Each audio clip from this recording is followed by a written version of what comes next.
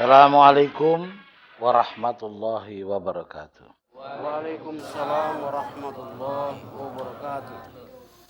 Alhamdulillah.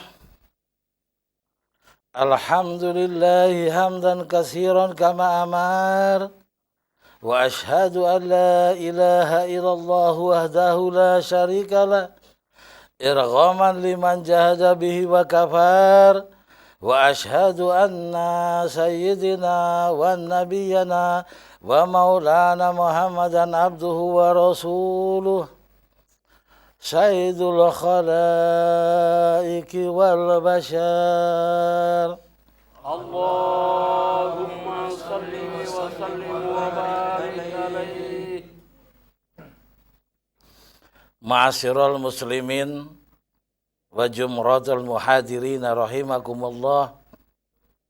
Pemirsa di rumah yang budiman, Assalamualaikum warahmatullahi wabarakatuh. Waalaikumsalam warahmatullahi wabarakatuh. Sebagai pembuka kata, saya sampaikan selamat berjumpa kembali pada majelis ilmu bersama Jamaah Laduna Ilma Indonesia dengan mata kuliah Ma'rifatul Jihad. Pemirsa dan hadirin sekalian, kata jihad akhir-akhir ini sangat populer di dunia. Tetapi yang menjadi masalah, benarkah jihad yang dilakukan oleh umat Islam masih lurus mengikut format Al-Quran dan tuntunan Nabi dalam Al-Hadis?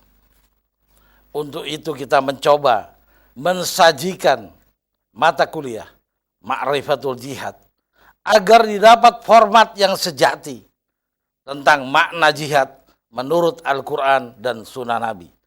Segera kita mulai, silakan. Ma'rifatul Jihad, mengenal jihad. Pokok bahasan pertama, jihad adalah sunnatullah. Surat At-Taubah ayat 41 artinya, berangkatlah kamu baik dalam keadaan merasa ringan maupun berat, dan berjihadlah kamu dengan harta dan dirimu di jalan Allah. Yang demikian itu adalah lebih baik bagimu jika kamu mengetahui. Berangkatlah kamu dalam merasa ringan ataupun berat. Dalam arti kata ringan itu sehat, berat itu sakit. Dalam arti kata ringan, kekurangan permodalan, ataupun saudara punya modal. Berangkatlah untuk berjihad di jalan Allah dengan harta dan dirimu. Ini kalimat yang mengajarkan Allah di dalam kitab suci Al-Quran. Maka dapat kita tarik pelajaran bahwa Allah memerintah kita dalam jihad dalam keadaan ringan maupun berat.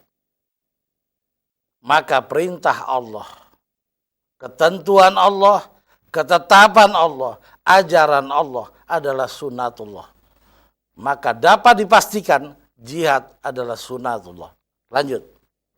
Kedua, jihad adalah sunnah Rasul. Surat At-Taubah ayat 88 artinya, tetapi Rasul dan orang-orang yang beriman bersama dia, mereka berjihad dengan harta dan diri mereka. Dan mereka itulah orang-orang yang memperoleh kebaikan. Mereka lah orang-orang yang memperoleh kebaikan. Siapa itu?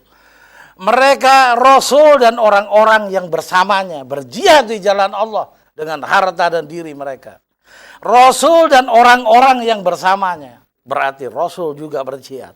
Ini penjelasan Allah di dalam Al-Quran yang mutlak kebenarannya. Shadaqallahul azim. Maha benar Allah dalam firman-Nya. Berarti Rasul juga melaksanakan jihad. Maka jihad menjadi sunnah Rasul. Manakala jihad adalah sunnatullah wa sunnatu Rasul, kita wajib mencengkeramnya, menjadikan ia pedoman dalam hidup kita, dan kita laksanakan dengan konsekuen dan berkelanjutan. Lanjut.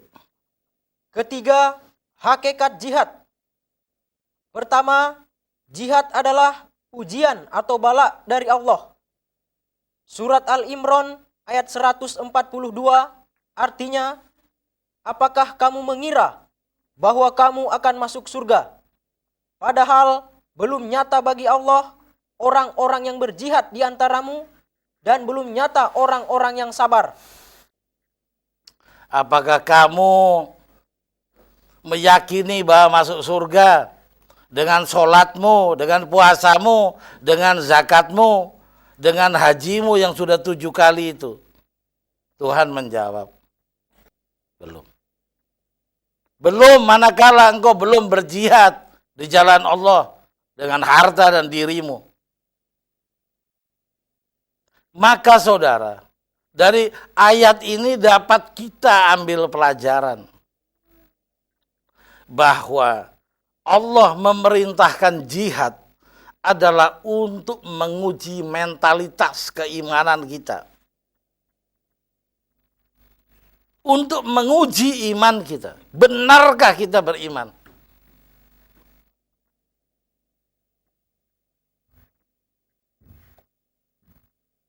Lanjut. Surat Muhammad ayat 31 artinya, dan sesungguhnya kami benar-benar akan menguji kamu, agar kami mengetahui orang-orang yang berjihad dan bersabar di antara kamu, dan agar kami menyatakan baik buruknya hal ihwalmu. Sengaja kami menguji kepadamu dengan jihad itu, agar kami mengetahui benar-benar engkau orang yang beriman atau tidak. Maka muncul suatu pertanyaan. Allah itu maha tahu. Tanpa jihad pun Allah mengetahui iman kita. Saudara, perlu saya jelaskan bahwa Allah itu memiliki aparatur. Bagaimana para malaikat bisa tahu bahwa kita benar-benar berjihad, manakala amal kebaikan kita tidak dicatat? Maka jihad adalah pembuktian Allah kepada aparaturnya untuk diproses dalam sidang akhir hari kiamat. Dan ditimbang amal kita, ternyata mizan, timbangan berat yang arah kanan. Berarti kita termasuk orang-orang yang beriman. Jadi tujuan Allah memerintahkan kita berjihad adalah untuk kebutuhan pembuktian bahwa kita benar-benar orang beriman.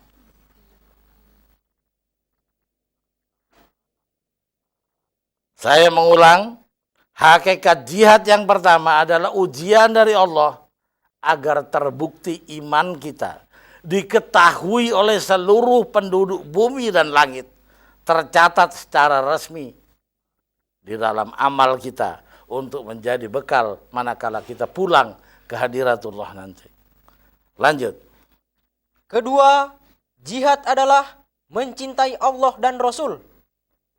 Surat At-Taubah ayat 24 artinya, katakanlah, jika bapak-bapak, anak-anak, saudara-saudara, istri-istri, kaum keluargamu, harta kekayaan yang kamu usahakan, perniagaan yang kamu khawatiri kerugiannya, dan tempat tinggal yang kamu sukai adalah lebih kamu cintai dari Allah dan Rasulnya dan dari berjihad di jalannya, maka tunggulah sampai Allah mendatangkan keputusannya.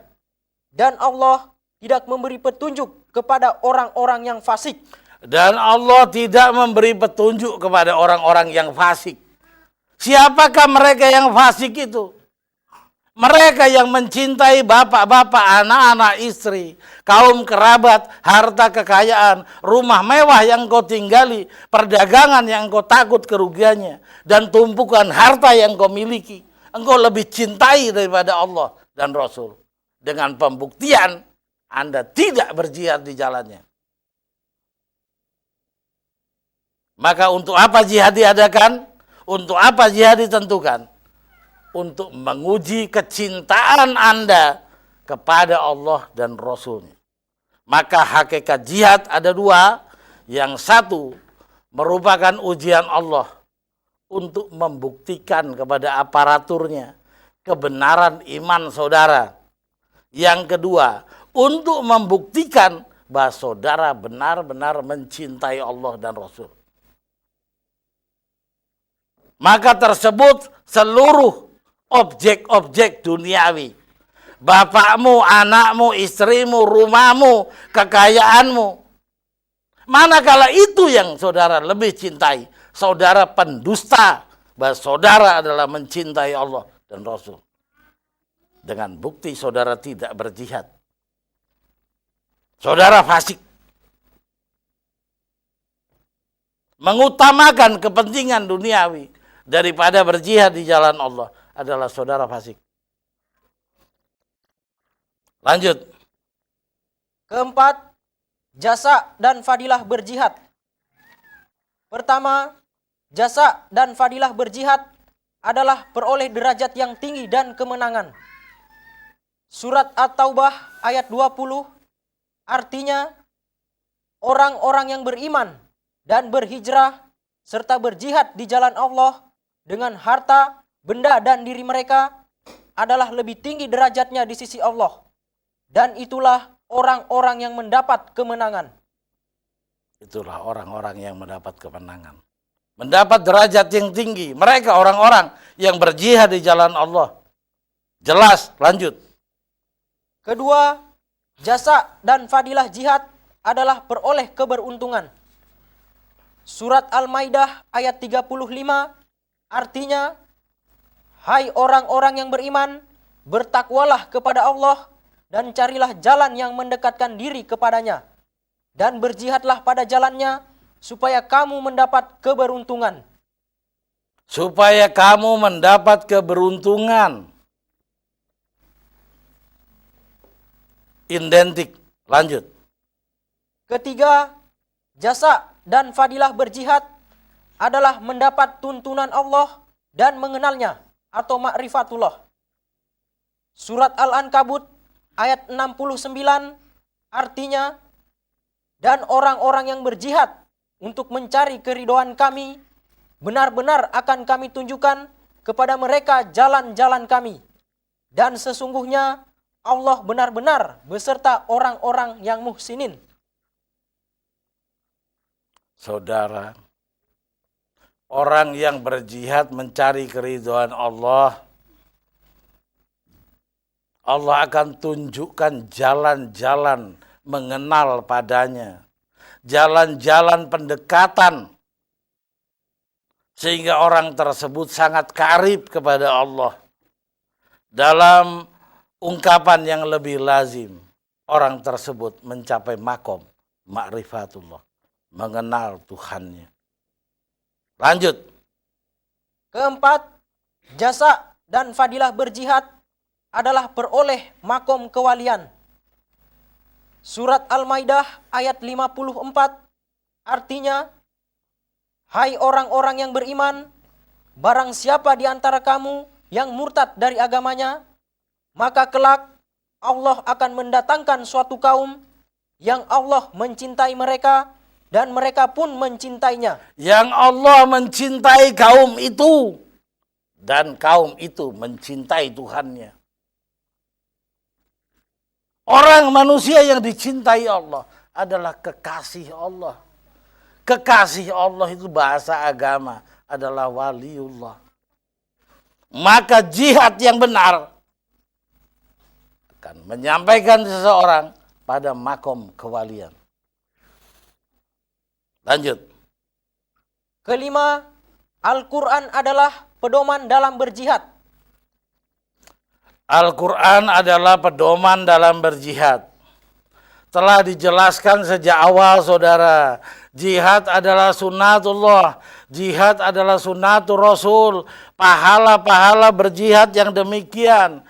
Tujuan Tuhan mengadakan jihad adalah yang demikian. Maka kita sampai kepada hakikat yang sebenarnya.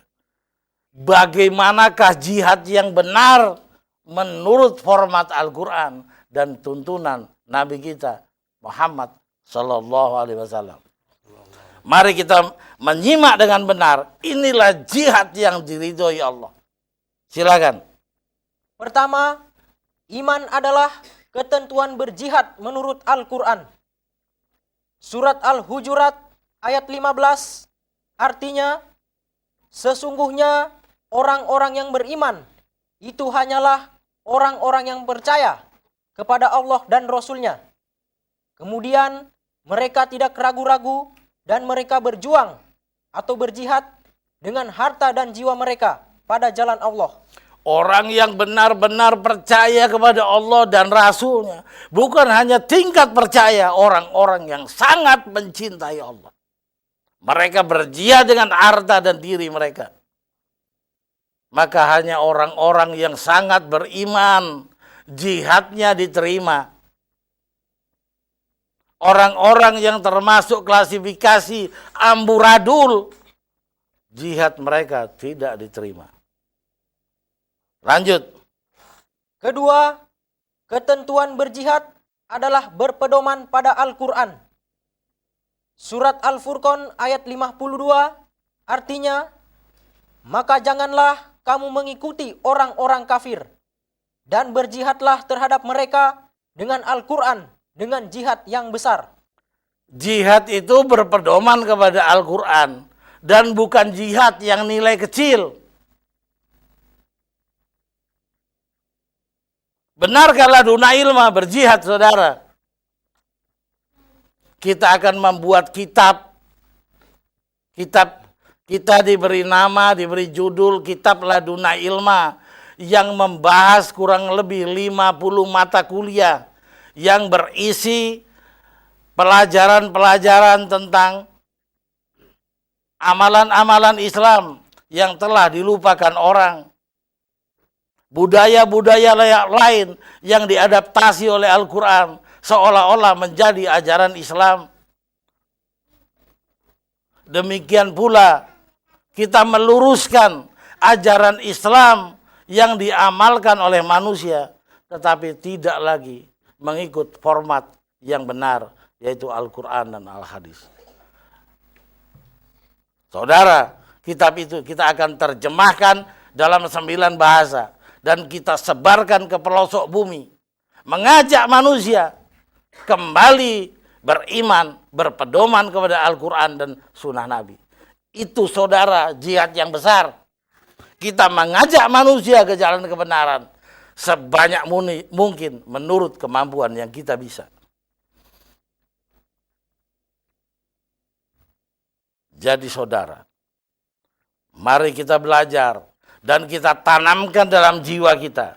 Jihad adalah suatu perbuatan yang besar dan harus berpedoman kepada Al-Quran. Kita ikuti pelajaran yang menjelaskan jihad menurut Al-Quran. Silahkan. Ketiga, sabar adalah ketentuan berjihad menurut Al-Quran. Surat An-Nahl ayat 110 artinya, dan sesungguhnya Tuhanmu pelindung bagi orang-orang yang berhijrah sesudah menderita cobaan. Kemudian mereka berjihad dan sabar. Sesungguhnya Tuhanmu sesudah itu benar-benar Maha Pengampun lagi Maha Penyayang. Tuhan adalah pelindung orang yang berhijrah. Pada masa Nabi, hijrah itu adalah berpindahnya manusia dari Mekah menuju Madinah. Pada masa modern itu, hijrah itu adalah perilaku maksiat yang orang tersebut taubatan nasuha dan ia berhijrah pada amar ma'ruf. Alias orang amburadul menjadi orang beriman. Itu hijrah. Pelindungnya adalah Allah.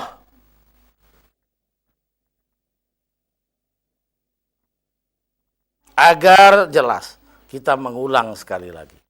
Silakan. Surat An-Nahl ayat 110 artinya, dan sesungguhnya Tuhan pelindung bagi orang-orang yang berhijrah sesudah menderita cobaan, kemudian mereka berjihad dan sabar. Mereka berjihad dan sabar, saudara. Sengaja saya menyuruh mengulang membaca agar saudara mendengar dengan jelas. Bahwa jihad itu relevansinya adalah sabar. Jihad bukan marah-marah. Jihad bukan dendam. Jihad bukan kemasukan setan. Jihad bukan merusak. Dan jihad bukan mengadakan kebinasaan. Jihad fundamental utamanya adalah kesabaran. Lanjut.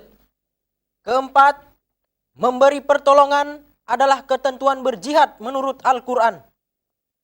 Surat Al-Anfal ayat 74 artinya, dan orang-orang yang beriman dan berhijrah serta berjihad pada jalan Allah, dan orang-orang yang memberi tempat kediaman dan memberi pertolongan kepada orang-orang muhajirin, mereka itulah orang-orang yang benar-benar beriman. Mereka memperoleh ampunan dan rizki yang mulia. Memberi pertolongan itu azas jihad menurut Al-Quran. Agar jelas kita ulang sekali lagi. Surat Al-Anfal ayat 74 artinya, dan orang-orang yang beriman dan berhijrah serta berjihad pada jalan Allah, dan orang-orang yang memberi tempat kediaman dan memberi pertolongan kepada yang memberi tempat tinggal, yang memberi pertolongan. Itu makna jihad. Kita membantu fakir miskin. Kita ciptakan perumahan yang layak huni. Kita tampung anak-anak yatim. Itu adalah jalan jihad.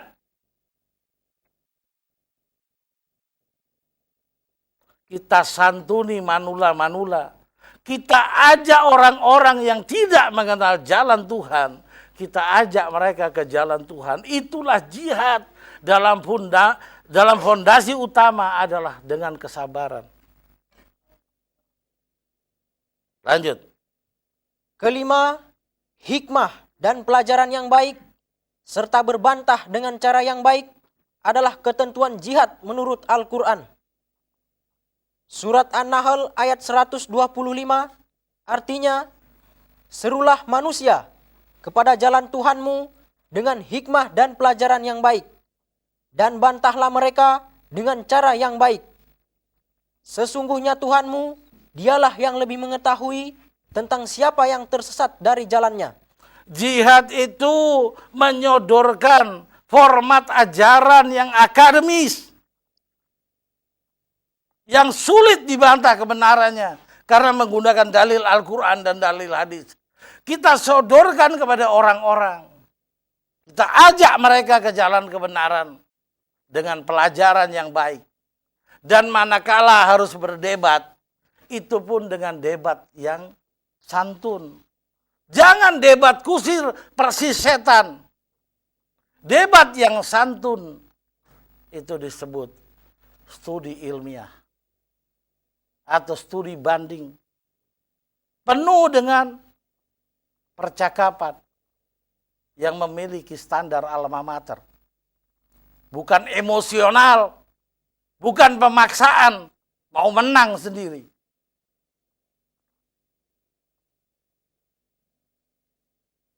Berbantah itu yang baik dinamakan diskusi ilmiah. Jangan pakai mata melotot. Kita sodorkan kebenaran-kebenaran ayat. Kita adu argumentasi mereka dengan cara yang terhormat dan pelajaran yang baik. Itulah jalan jihad. Lanjut. Keenam, paksaan dan intimidasi bukan jihad menurut Al-Quran. Surat Muhammad ayat 22-23 artinya, maka apakah kiranya jika kamu berkuasa, kamu akan membuat kerusakan di muka bumi dan memutuskan hubungan kekeluargaan. Mereka itulah orang-orang yang dilaknati Allah dan ditulikannya telinga mereka dan dibutakannya penglihatan mereka. Apakah kalau engkau berkuasa di muka bumi, hai kaum muslimin, jumlahmu banyak, maka engkau mengadakan intimidasi kepada kaum minoritas. Bukan begitu jalan jihad. Mari kita pelajari lebih lanjut. Baca berulang. Surat Muhammad ayat 22 sampai 23 artinya, maka apakah kiranya jika kamu berkuasa, kamu akan membuat kerusakan di muka bumi. Karena kamu banyak, kamu mengadakan intimidasi. Kamu hancurkan rumah-rumah ibadah. Apakah yang demikian diajarkan Allah? Saudara mengikuti hasungan setan.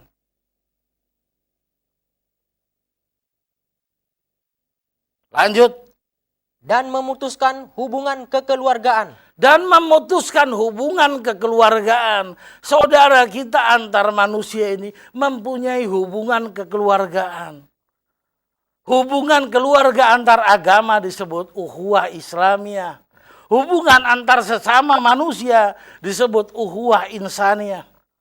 Kita harus punya kesadaran bahwa manusia diciptakan oleh Tuhan yang sama. Masih ada lagi persaudaraan watoniyah. Ukhuwah watoniyah. Persaudaraan sesama, sebangsa dan setanah air. Mengapa kita harus saling bermusuhan? Mengapa kata Tuhan dalam Al-Quran, engkau memutuskan silaturahmi, persaudaraanmu, yang engkau masih terikat dalam ikatan persaudaraan sesama bangsa. Persaudaraan sesama manusia. Masih ada lebih yang kecil. Persaudaraan antar tetangga. Ukhuwah jiraniyah. Bukan umatku orang yang jahat kepada tetangganya.